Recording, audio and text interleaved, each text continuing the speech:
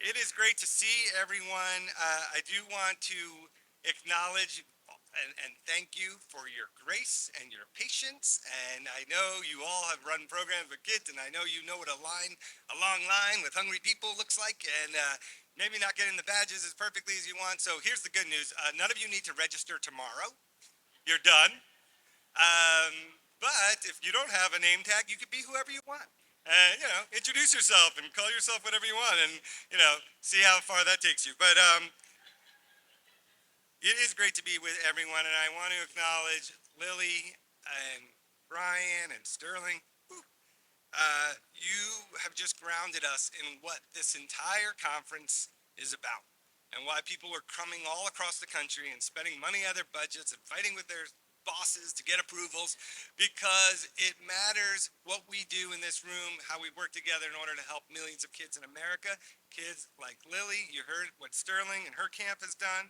And Sterling's camp is part of thousands of camps that are part of the American Camp Association. We have Liz Vogel and Scott Brody and Tom Rosenberg, who you just heard about.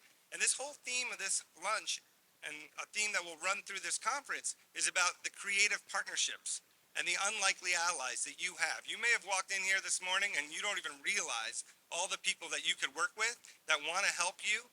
Problems and challenges you have, someone sitting at a table right next to you has actually faced them and maybe solved them. So, the challenge is, how do we connect with one another and support one another, so together we can support all the kids in the country and give them the experiences like Lily has had. So thank you, Tom. Thank you, ACA. Give you a round of applause too. And other partnerships, and thank you, Brooks, and thank you, Urban Library Council. And I know Urban Library Council not because, yes, they are the council of all the big city library systems, which is really important, but also through Liz McChesney. And if Liz McChesney runs our library and literacy professional learning community, hopefully if you were with her today, please give yourselves a round of applause, give her a round of applause. She was the chief children's librarian in Chicago. She's the guru, she's retired. I lucked into a gift where she decided to devote some of her time and talent to work with NSLA and allow us to bring all the librarians in the world who know how to teach kids to read and care about that, and run summer reading programs for thousands and millions of kids across America, and taking it from summer reading to summer learning. So that's what we're doing with the Urban Library Council. That's what we're doing with Liz's leadership. And similar, she's leading a professional learning community similar to Sterling. And Sterling is using her expertise about how do you work with kids who may have been through a traumatic situation, and that's what we call special populations. But there are lots of programs in this room that are working with kids with lots of different challenges, and they have unique circumstances as a camp and as a family and as a kid and staff that they have to navigate. And so Sterling is making herself available to the NSLA community. So this is who you have in this room, and we're going to go through that a little bit more. I just have to thank a lot of people, so that's my job. So let me just quickly try and do it, but I shouldn't go too fast, but let's just acknowledge I have a great staff, and we expand our services by using field consultants and these leaders of the professional learning community. So if you are a staff person for NSLA, a field consultant, or a PLC leader, can you please stand and let us acknowledge you? All right, thank you.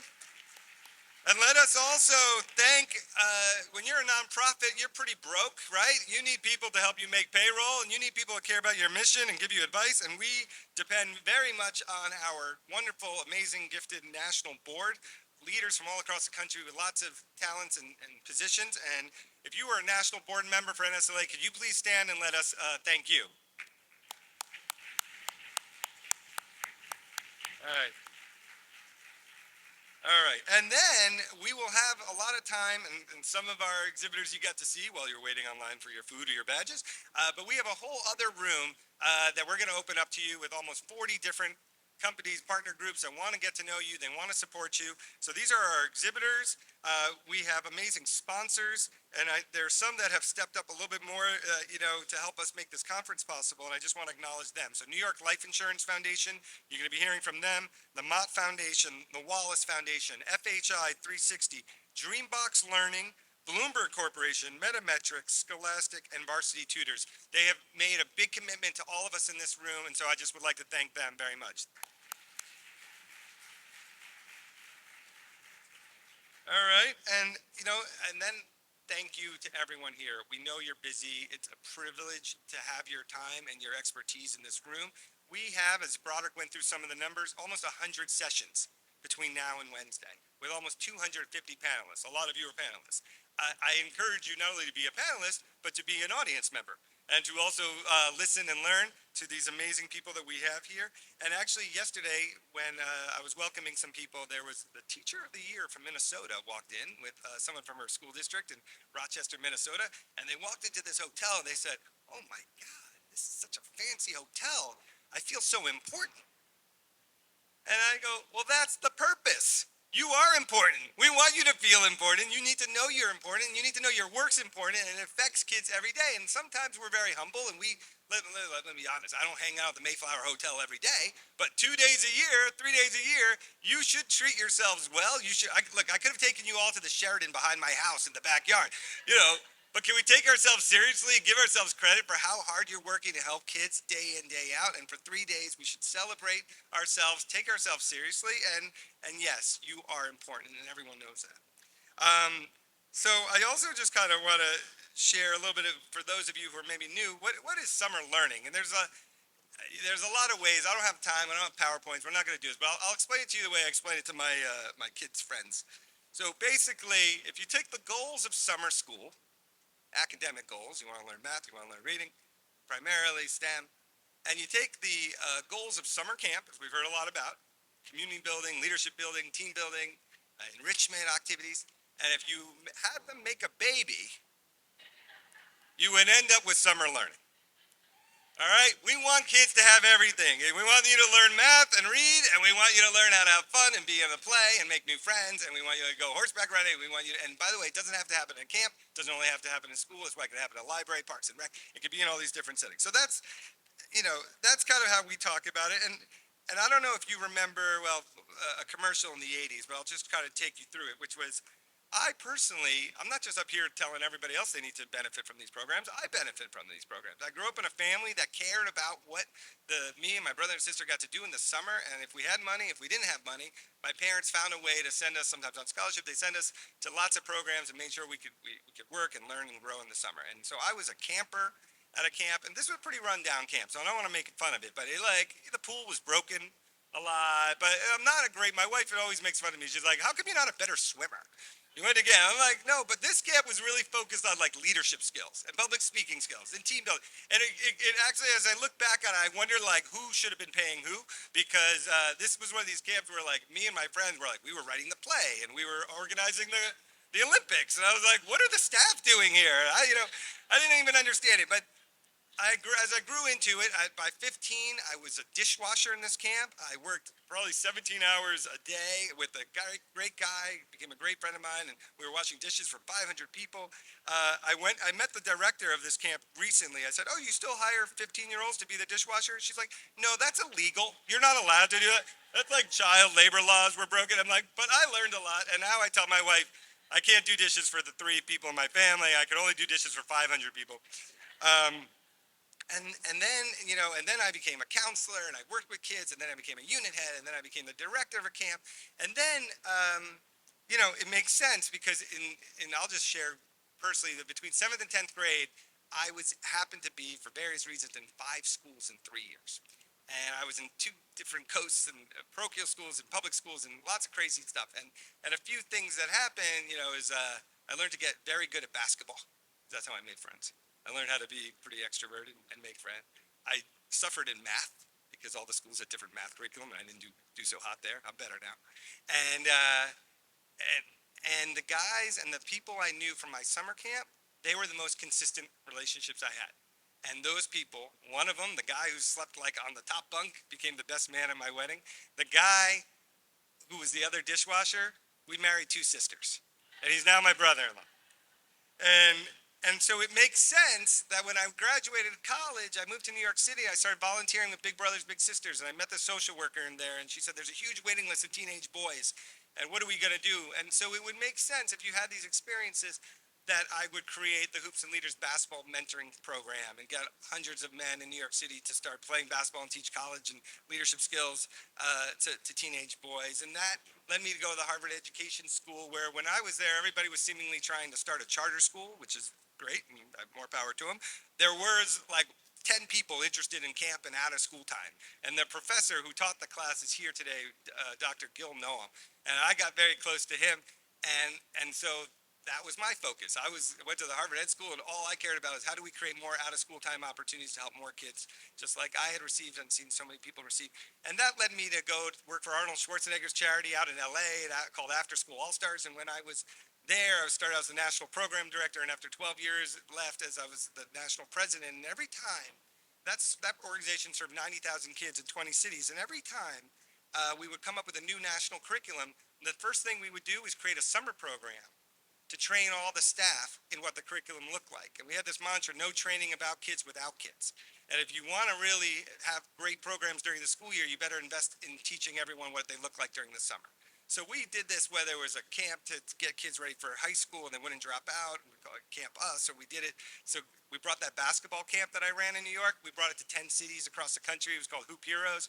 We then, created Youth Leadership Institute. So it makes sense looking back. When you're Lily's age looking forward, it's hard to know what's going to happen in the future. When we get to be our age, you look back, you could see the through lines. And the through line for me was that I had these summer experiences growing up.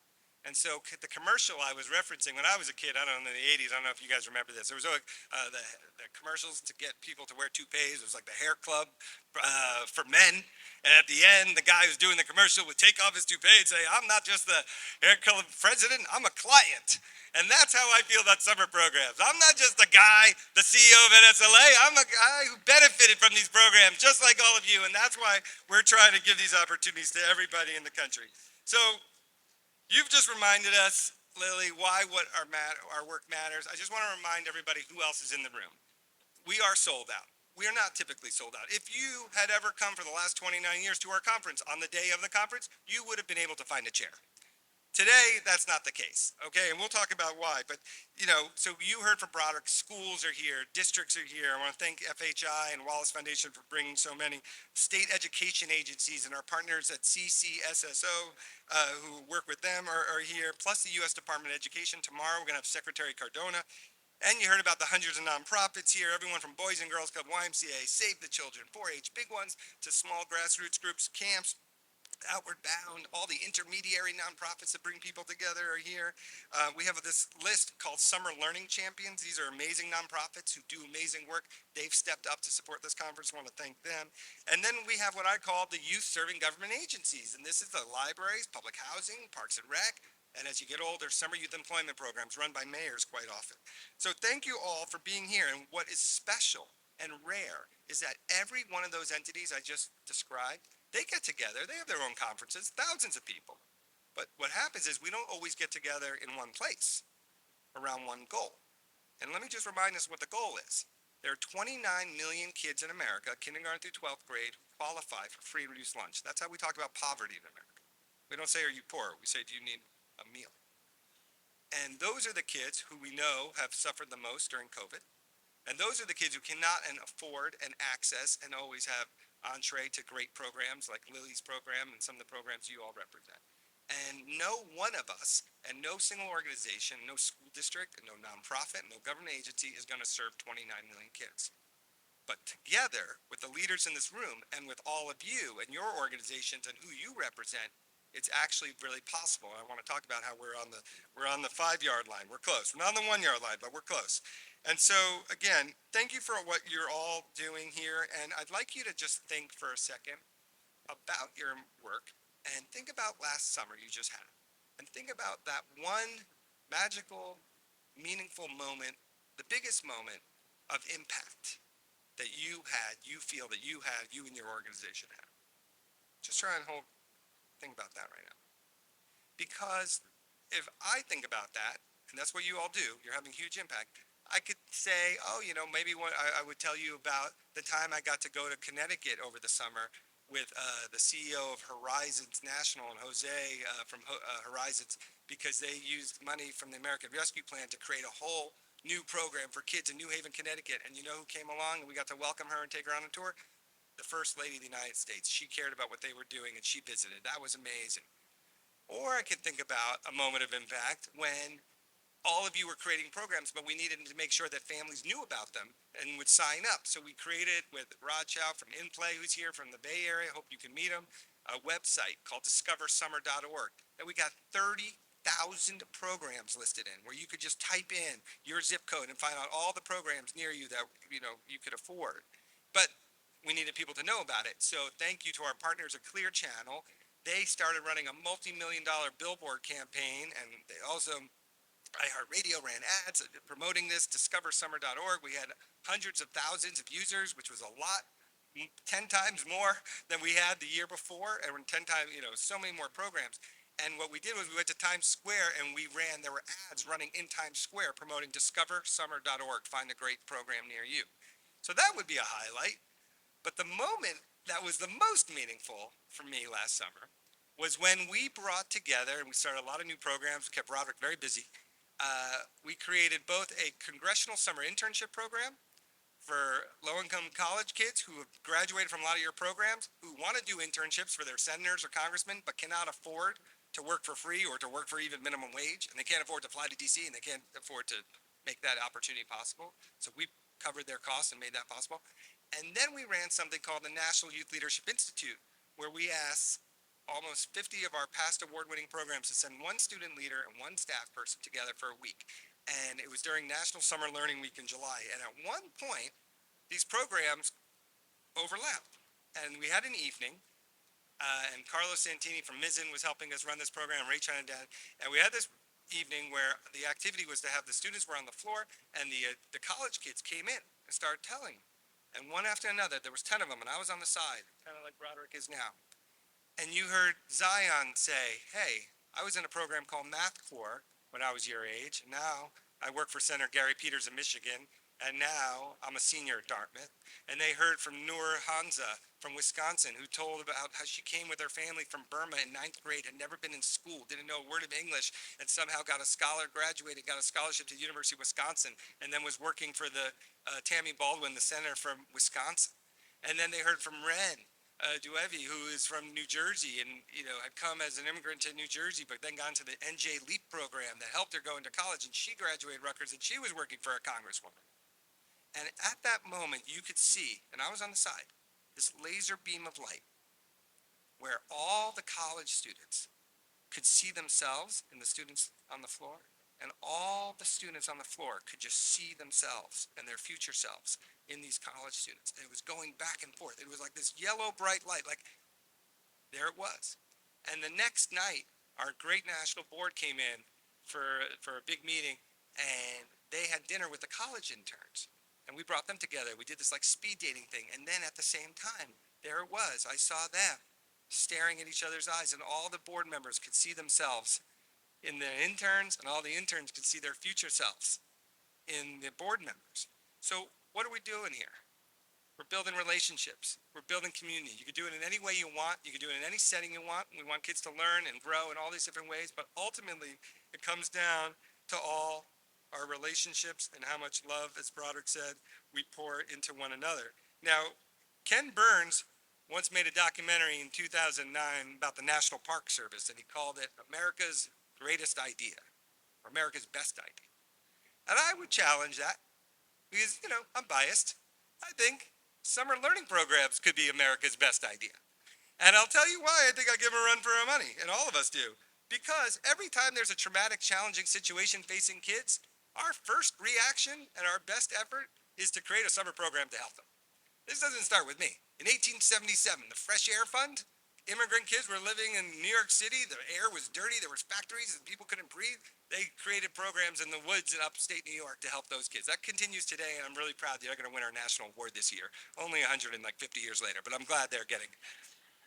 In 1910, there was recognition that there were girls who didn't have the same opportunities as boys to be leaders and to learn. And so Campfire, if you know that great organization, was created. In 1927, 4-H wanted young people who were going to take over their family farms to learn new agriculture skills from their family who never went to school. So how are they going to learn to adapt? And so they created summer camps to teach kids agriculture, updated skills so they could take over those farms. In 1942, coming back from World War II, when people thought the world was getting be destroyed. These two leaders decided we needed a new leadership program. They created an organization called Coro that ran summer programs to teach kids how to really lead in society and come up with new solutions. They still exist today. If you flash forward to 1962, Outward Bound said, how do we get more people to use nature and learn independence and learn leadership and build community and use nature as a classroom? And they just celebrated their 60th anniversary. Arthur Peterson's here representing them. And then I'll just remember, we were just talking about Sterling's camp, but before it was called Serious Fun Network, they were talking about, it used to be referred to as Hole in the Wall gang camps, and it was Paul Newman, and they were talking about how do we help kids with different diseases and challenges. That was started in 1988 during the Middle East peace process, when people were trying to figure out how to help kids make, become the future peace builders. They created Seeds of Peace. And it just goes on. And after 9/11, there were programs to help kids who lost their parents in 9/11. And you see it now. If programs, you want to help kids coming out of Uvalde who experienced gun violence, there's a summer program. We have camps, summer programs helping kids coming from Afghanistan and Ukraine. So at every time when we're in a rush and we need to figure out how to help kids, we turn to summer programs. So then COVID happens. You've all experienced it. And you saw that COVID was hard for everyone, but harder for some. And we saw that you're going to hear the NAEP results came out today. We're going to hear about it from Chris Minnick from NWEA. But academically, if you were low income, if you're from communities of color, you struggled so much more academically on math and reading. And then social emotionally, the Academy of Psychologists declared a mental state of emergency around mental health for kids, and suicide attempts for girls went up 51% between 2019 and 2021. So all these challenges. And so what does our federal government do? They pass the American Rescue Plan, and they set aside $30 billion for summer programs to help the kids of America catch up. We were just building on a track record and experience that we know. And so here we are. This is why this place is sold out. Because now the country's in a tough spot. We got to help our kids catch up. They don't know who to turn to, and they are turning to you. And we are looking to you, and we have a few, common complaints that we're seeing. And I would ask you to do what this professor from Harvard, Ronald Heifetz, always writes in his books. He says, come with me up to the balcony. We actually have balconies. So just imagine you take your soul a little bit. You come up here and you're looking down on this conference and you're looking down on the country and you're like, all right, there are a few common challenges. All right, first of all, there are some of you who got a lot of money and are like, I've never been asked to run summer programs before. Where do I begin? What do I need to do? And you're stuck.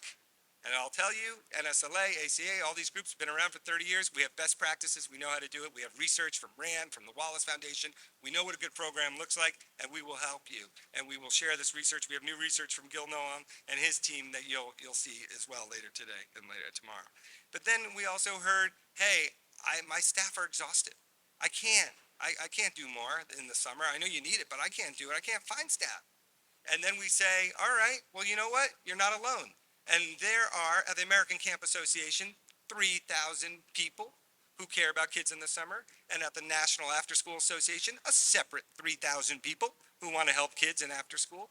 And at the Superintendent Association, another 5,000 people. And the American Library Association sometimes gets up to 30,000, 40,000 people. There are a lot of people who want to help the kids you serve, and there are a lot of programs, a lot of partners. So we just got to tap that in. If it's just you by yourself, yes, it's hard. But if you team up with others, we could get you the support you need, I believe. And so then we look at policy, and I hear this a lot, and you know this. People say, well, what's going to happen when the money runs out in 2 years? How am I going to keep this going, and why should I even start if the money's going to run out? And to you, I say, that is the equivalent of saying, why should I go outside in 6 months if it might snow in 2 years? Does not make sense to me, and it's not important because we live in the here and now, and we need to focus on serving kids right now. And if we do a good job, we will make that case, and we will advocate, and we will help you advocate, and hopefully that we will have a track record to stand on, and we will show growth, and we'll make sure that kids are being served, and people see that that money is being well invested and well spent. But we have 2 more summers to prove this.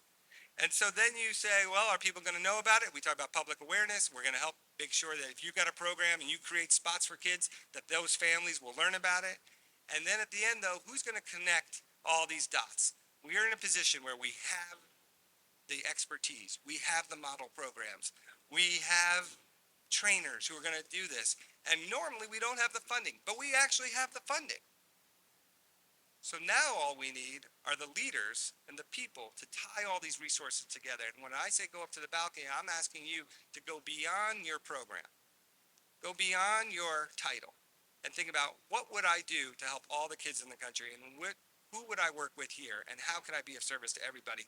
And if we were all on the same team, we could reach that goal of serving 29 million kids. And so people say to me, you know, all right, well, where do we do? Where do we go from here? And this is what I would say: do what we always do, what we've done since the Fresh Air Fund, and for 100 years before and 100 years going forward. We have to focus on kids.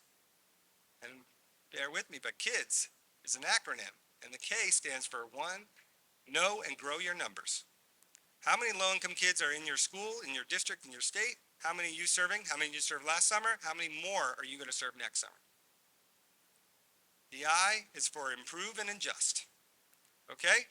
Some things you got to inspect, you got to see what worked. You got to, maybe you didn't get the staff you wanted, maybe you didn't get the kids, maybe you didn't get the funding. There are ways to figure. We don't give up, but we're going to adjust. I once worked for a guy, I'll just tell you, named Daniel Lebetsky, and he had a pesto sauce company. He was trying to be like Ben and Jerry's of the pesto sauce world, and he was trying to do like a socially conscious food business. And it didn't really exactly work. And I remember being with him, and he's like, Aaron called me into his office, and he said, Aaron, come in here. I'm like, what's the problem? He's like, I'm an idiot. I go, why? He's like, how often do people buy pesto sauce? I'm like, that you should have thought about that. He's like, maybe 6 months, once every, if you like pesto sauce. He's like, I need a candy bar that people will eat in 30 seconds the next day. And you know what this guy adjusted? And he created a bar like that. He became Kind Bars. He's now a billionaire. He's a judge on Shark Tank. And I'm here with you. But everyone goes where they want to be.